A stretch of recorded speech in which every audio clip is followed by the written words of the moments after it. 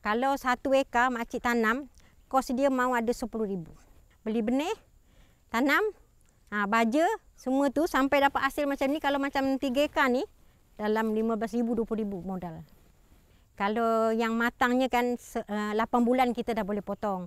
Tapi kalau kita nak berat lagi, kita tunggulah cukup dengan setahun.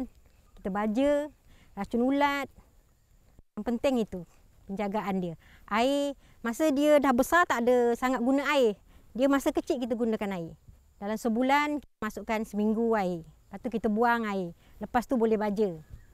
Baja dalam umur 2 bulan sekali baja. 4 bulan sekali baja. Lepas tu kita boleh selalulah baja. Baja campuran kan. Untuk campuran untuk menghijau. Untuk dia naik pembesaran. Lagi satu ada baja untuk membesarkan batang dia pun ada. Tapi makcik jarang pakai tu.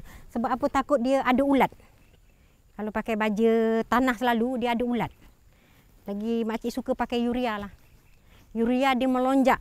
Melonjakkan pandan ni cepat besar. Kalau ulat ni, sekali kita membaja, sekalilah kita racun ulat. Kalau masa dia kecil, acik letak bawah. Tak bawah. Masa dia kecil, umur 2 bulan, 4 bulan. Kalau dia dah berbatas macam ni, bila dia dah tak boleh masuk celah, kita tak boleh baja masuk dalam. Nanti dia tumbang. Makcik upah orang lah pakai drone. Pakai drone kalau untuk baja, dia boleh baja biji pun boleh, baja air pun boleh. Yang cantiknya kalau dah besar macam ni, pakai baja air. Baja air dengan racun ulat, cantik.